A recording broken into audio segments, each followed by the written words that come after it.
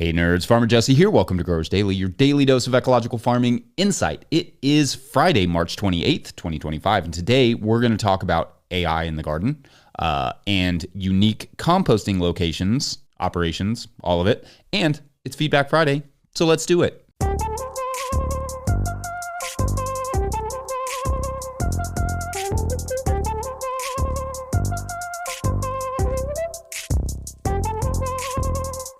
All right, well, happy Friday, everyone. Yesterday, I potted up our grafted tomatoes, which I will actually save to talk about for next week, but I also started some cucumbers for grafting. So like to do the same thing, but with cucumbers. This will be my absolutely first time trying to graft cucumbers, and I'm duly nervous about its success.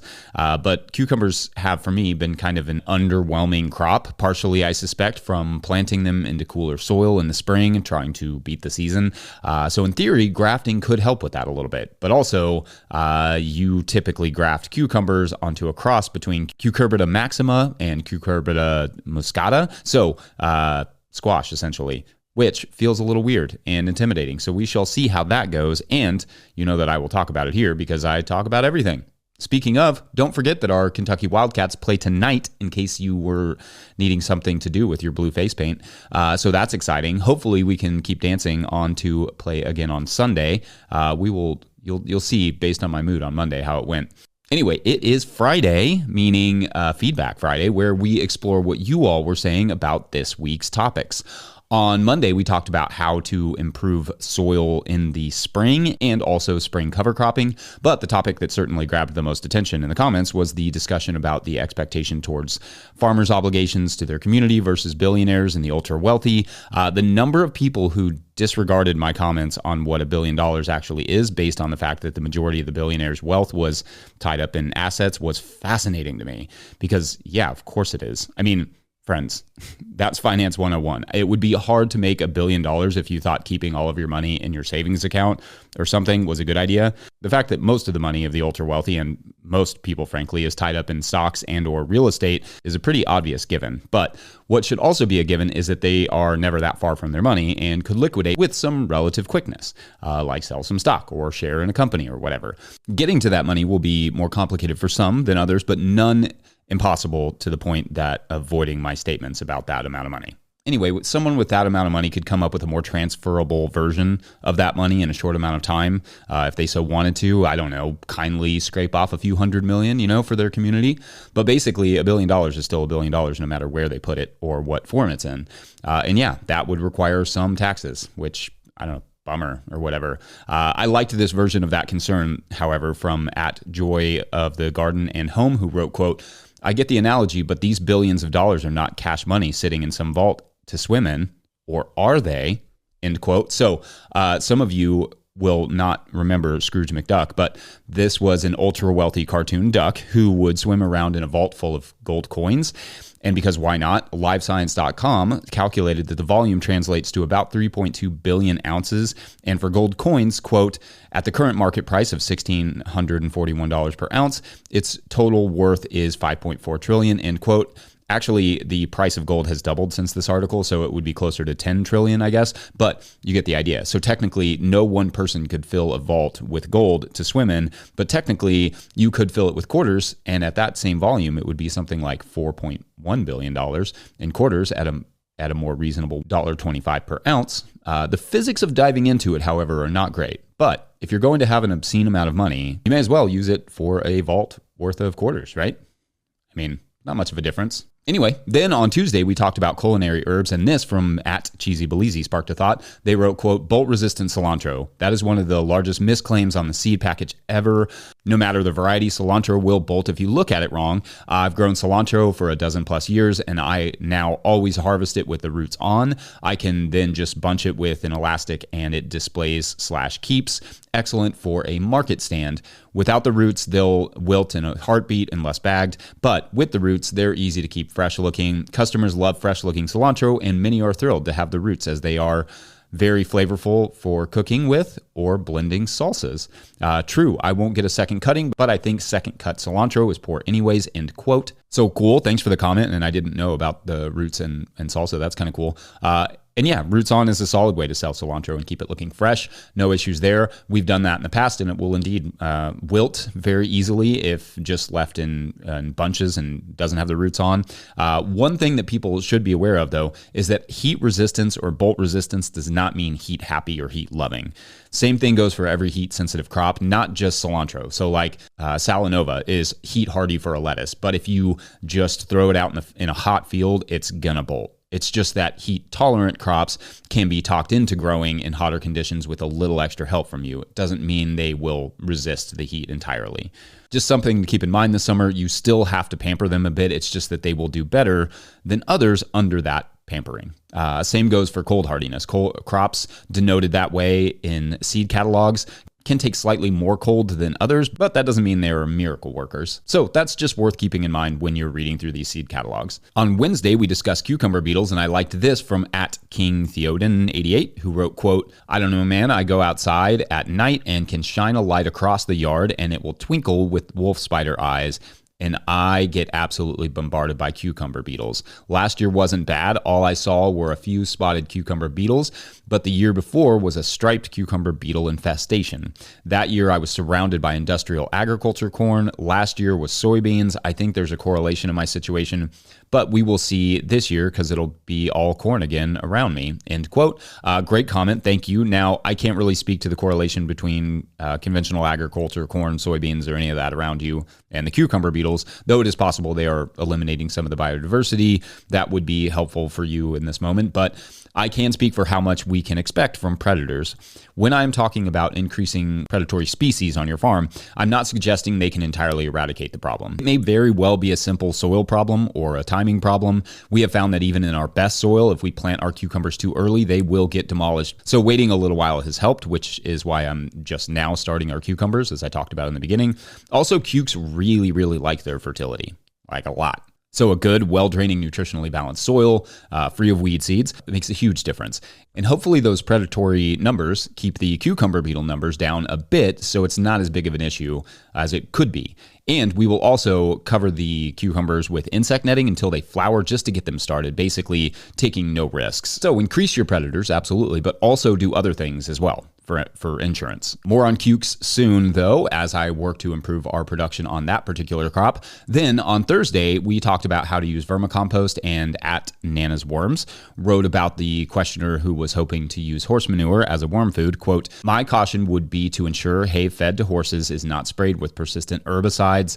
I feed aged horse manure to my worms all the time, but always test it first. I use 10 to 15% vermicompost in my soil mixes and top up plants several times during the growing season through direct applications or drenches. Sandra." End quote. And thanks, Sandra. Yeah, like I said in that episode, if you can compost manures first before feeding them to the worms, you definitely reduce the risk of both herbicide and any potential dewormers getting through. Unless, of course, you can control the feed. I mean, that's the best place to start. But if not, then compost that manure first. But also if it's aged and you can test it through a bioassay like we discussed, what was that, last week? That may also be a valid option because old manure is harder to compost. Anyway, thanks as always for your amazing comments, you all. You just absolutely rock. We're going to take a quick break, and when we come back, we're going to get creative with composting business startups. Yeah, BRB.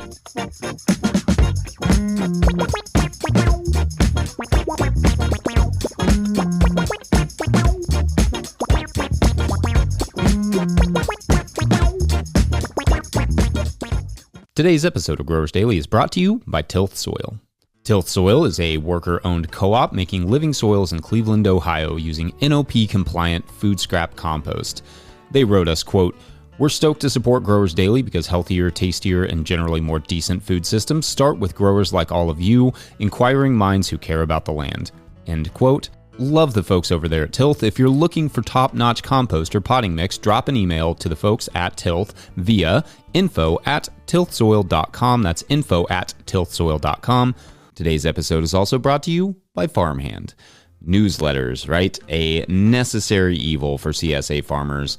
Join Farmhand and Real CSA Farmers on April 11th for a free digital workshop where they'll share strategies they use to turn their newsletters into powerful sales tools. Get the secrets and go-to templates for success when you register for the free workshop today at farmhand.partners/newsletter. That's farmhand.partners/newsletter. And I'll put the link in the show notes. All right, back to the show. If you, the listener, are enjoying this content, getting even a small amount of value from it, consider supporting our work over at patreon.com/no-till-growers. I will try to get to questions from everywhere that questions come in, but I will always get to your Patreon questions. Now, today's Patreon question comes from Patreon member Tom Beatty, who writes, quote, "Really appreciated your segment on compost in today's show." That would be March 5th. "Since buying bulk compost to start my garden last year, I've been increasingly interested in starting a compost company. I bought several cubic yards of compost from a big name composter in the area, and it showed up chock full of plastic, from tiny slivers to complete grocery bags. It also had tons of wood chips in it, and this stuff wasn't cheap either. I live on the east side of the Dallas-Fort Worth Metroplex and have found that the majority of compost available is what you describe as mulching compost, made almost completely with wood chips and unscreened. The main market for compost in this area is landscapers, so I'm not sure if another operation offering screened compost could even survive, but I'm in the early stages of doing some quote-unquote market research. Your comment about starting a compost business being difficult rings true. In addition to sourcing quality inputs, figuring out delivery logistics, and regulatory compliance, you've also got to consider the price of land, truck access, and educating a market. I've not given up yet, though, and plan to keep pulling this thread. I also think composting is a business that lends itself to value-added activities.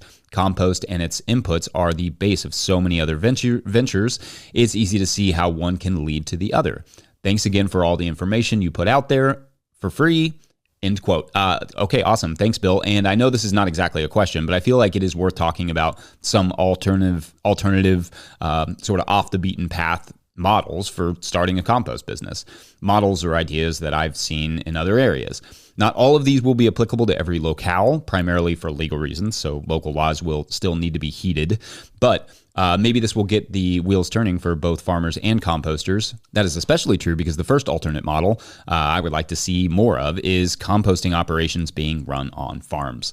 Like, I am sure there are farmers out there with at least a little bit of land they do not use or they don't use well, and would be happy to have a compost supply next door or like literally on their property in exchange for compost or some other simple lease agreement. Again, local laws will dictate if that's even possible for you, but if I had space on this farm, I would certainly consider something like that. I've said this before as well, I'm sure, but dumps often have mountains of wood chips that they don't really manage very well.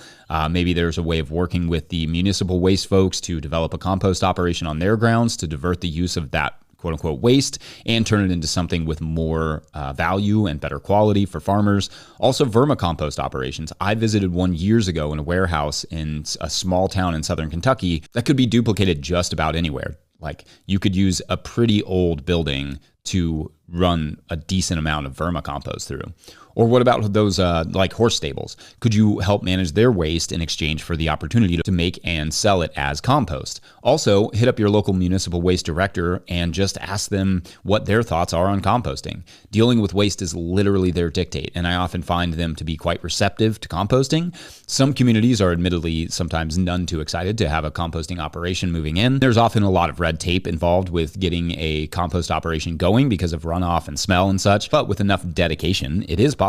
And these compost operations are something that we need more of. I can't tell you how many people ask us every year where we get our compost because the local operations are not super exciting. There's one out there, Charlie, shout to Charlie out there in Western Kentucky, but luckily there are people working on starting new composting operations in the area, and I'm all for it. We need more good composting operations geared around smaller scale production farms, so we are not all just having to make the landscaping compost work for us. I'm sure some of you can come up with some additional ways to cooperatively start a compost operation, so let us know in the comments. Thanks for the topic, Bill. And also, if other Patreon members would ever like to just offer a topic suggestion, doesn't have to be a question, just head over to patreon.com/no-till-growers and hit up the March thread, soon to be the April thread. Otherwise, let's take one last quick break for the week, and then we'll talk artificial intelligence in ag. Whoa, that'll be a big one. Be right back. Today's episode of Growers Daily is brought to you by Harnwah Greenhouses. Harnwah Greenhouses has pioneered controlled environment agriculture since 1965, partnering with market gardeners and farmers across North America to deliver turnkey greenhouse solutions. Their unwavering mission is to support growers' success through innovation and expertise in design, manufacturing, and installation. Harnwah Greenhouses are engineered to withstand high wind and snow loads, providing optimal brightness, increased yields, rapid ROI, and long-lasting durability. With over 20,000 projects completed, they are more than a manufacturer. They are a trusted partner. Their structures foster sustainable, energy-efficient ecosystems that drive profitable, resilient agriculture. In 2025, Harnwah is introducing a new low-tech, high-tunnel model starting at just $2 per square foot, offering open field growers an accessible entry into controlled environment agriculture. Learn more at harnwah.com. That's HARNOIS.com. Today's episode is also brought to you by So Right Seeds. So Right Seeds is an heirloom seed company that offers fresh, high-quality, open-pollinated seeds. They have a great selection on their website of over 400 varieties, along with a planter's library with tips for growing. They offer cover crops and bulk packs of seed for sustainable home gardening.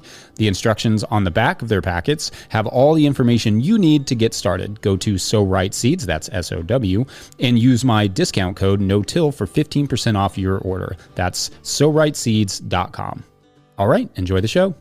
All right, so a topic I have not yet really fully explored is the effect that artificial intelligence will have on market gardening, farming, etc. Part of the reason I haven't really explored this topic much is that artificial intelligence, henceforth AI, is pretty new in terms of accessibility. So understanding what it can or what it will be or what it will be able to do is a very fluid and rapidly evolving reality. In the beginning, when they were making sort of rather amusing mistakes, it was kind of easy to shrug them off, but these programs get better every single day, and that won't necessarily stop anytime soon. And I see some potential positives and some potential negatives for farmers, plus a whole lot of who knows what will happen. So let's go through some of the potential positives. On the positive side, information will continue to become more accessible and precise. I don't know if you've ever tried to ask a book, hey book, when should I plant my peppers in central Kentucky on a north-facing slope? But books are not always the most responsive. Neither are basic search engines. Google, for most of its life, just gave you a bunch of websites that could be related to your query, but were not necessarily the answer to your query. Now, Google gives you not only an answer, but citations, where their answer was kind of pieced together. I glance at the answer that it gives me, but I love visiting the cited sites, which, decent band name. I also like that because I can read through the citations and determine if the information they are giving me in their answer came from a worthwhile source. And sometimes yes, but admittedly very often not. So just be aware of that. Google does not always get it right or get their gardening info from reputable sources or, I don't know, research or anything like that. Also, on the potential positive side is an app like our friend Jack is helping to create called Cultra, CULTRA.US, that looks to help simplify, monitor, and manage soil health like a sort of personal soil fertility consultant. And to be clear, this is not a sponsorship. It just looks really cool, and I'm really proud of Jack. We like him a lot. So in theory, AI could do some of the complex or even hyper-specific stuff that might be hard to figure out on one's own. It may also be more involved in implements and tractors, making it possible on a larger scale, but also perhaps one day on a smaller scale to basically set a tool to task, cultivating or planting or harvesting or whatever you need while you go eat a watermelon in the shade.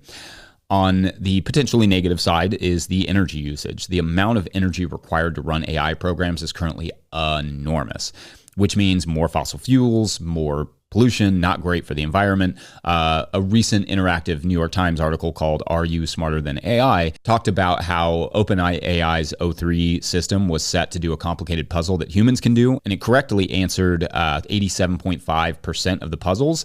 But, quote, the company ran afoul of competition rules because it spent nearly $1.5 million in electricity and computing costs to complete the test, according to pricing estimates, end quote. However, they also ran a more efficient version that got 75.7% of the test correct and cost less than $10,000. So anyway, that energy usage and cost is not great. though it obviously could get better as they improve the high efficiency models and energy usage and all those things. Also, a broader concern is just jobs. Estimates vary, but hundreds of millions of jobs will almost certainly be lost to AI. Some argue that jobs will also be created for monitoring AI and such, but I find I find that a bit far-fetched to believe that industries will replace living workers with artificial ones only to hire new people to watch the AI. I don't know. There will be some, certainly, at least for a time, but not as many as are lost, I would think. With more people out of work, local food will become even more of a luxury than it currently is, which could have significant ripples in the farming world. Then, staying a little broader here, what can and is happening as a result of AI and smartphones is that people, and especially children, no longer have to develop problem-solving skills. I know this sounds a little bit like, complainy, old manny, but this one concerns me quite a bit. If we do not allow children, and increasingly ourselves, to solve our own problems, answer our own questions, then we never develop those skills, or at least we don't exercise them very much. And should anything ever happen to technology, I fear that people will struggle to adequately care for themselves without having the answers right at their fingertips. And to be clear, myself included, I use the computer a lot. It's a big part of what I do. But life is problem solving. So what happens when you take the problem solving need, even the ability, away? Also, in terms of AI's less appealing effects, people like me can have our information stolen and repurposed as an original by AI models. I mean, in theory, someone could just create an AI series similar to this one, complete with dad jokes to give you exactly the Farmer Jesse style video that you want for the specific questions you have based around your sense of humor or your interests. And I, or specifically no-till growers, will make nothing from it, even if they use my book or these videos or anything else as part of the input for it. I mean, perhaps one day the royalties / copyrights stuff will be figured out and be made more favorable for creators, but I'm going to guess that the workarounds will continue to be substantial enough to basically just ignore them. So anyway, I feel like I'm in a bit of a tough spot with stuff like AI because I want people to grow food. I want them to have access to free information on how to grow that food. But I also don't want to see a world where almost everyone is obsolete and out of work. I fear it will not be the utopia that people want it to be, where everyone is cared for and can just do whatever they want, like instead of having to work, especially if how we currently care for our poor is any indication. Anyway, what are your takes on AI, positive or negative? Is there anything I'm overlooking or maybe exaggerating or under-exaggerating? Otherwise, I'm going to wrap it up there and get into my Kentucky Wildcat costume for tonight's game. So just so you know, don't worry about me. I'm not expecting a win, so I will be fine if we lose. But if we win, I will be freaking out. So maybe do worry about me if that happens. Also, good luck on my Albion facing Forest tomorrow in the FA Cup quarterfinals. I'm realizing it could be a very fun and also very very depressing weekend. Anyway, don't forget we are now officially a 501c3, so donations are tax deductible and greatly appreciated. Please make sure to like and subscribe and or follow wherever you are getting this podcast. That's an easy way to help us out as well. Enormous thank you to all of our show sponsors. Huge shouts to Willie Breeding for the theme music and the team at No Till Growers. Also shouts to Epidemic Sound for the background music that you can hear. Pick up a copy of the Living Soul Handbook or the Seed Farmer over at no-tillgrowers.com to support our work. Big thank you to everyone over at patreon.com/no-tillgrowers, where at a certain level, or if you just bump up from one level to another, or sign up in the month of March, you get a shout out on the show. So big shout outs today to Matthew Dickens. Oh, that's a fun name, Matthew. And Stephen Smith, our solo weekly today. All right, so, the town of Glacier Cane is all abuzz from, now that they believe that they are not just a ghost town, but a legit town with a ghost. But what the new residents did not know is that this town wasn't actually just like a ghost town at all, but a town that actually split two dimensions, where on one side you saw what looked like kind of an abandoned ghost town. But on the other side, where Matthew and Stephen lived, was a vibrant little actual town. But the only crossover was, weirdly, gold. Like, they both could see the same gold. However, in the ghost town reality, it had a huge worth, right? Like, we just talked about it. It's like $3,000 an ounce. But in the alternate world, it was used like fine wine, and the residents would consume it. I don't need to go into the logistics. It's a little weird, but they consumed the gold. So you can imagine how bummed Matthew and Stephen were when they were celebrating a birthday to find their finest gold bars had vanished. But it is notable that they weren't capable of turning the lights on in the other dimension. That part remains a mystery. And we fade to black. Or blue. Like a big blue. Go Cats, have a great weekend. Thanks for watching and or listening. Bye.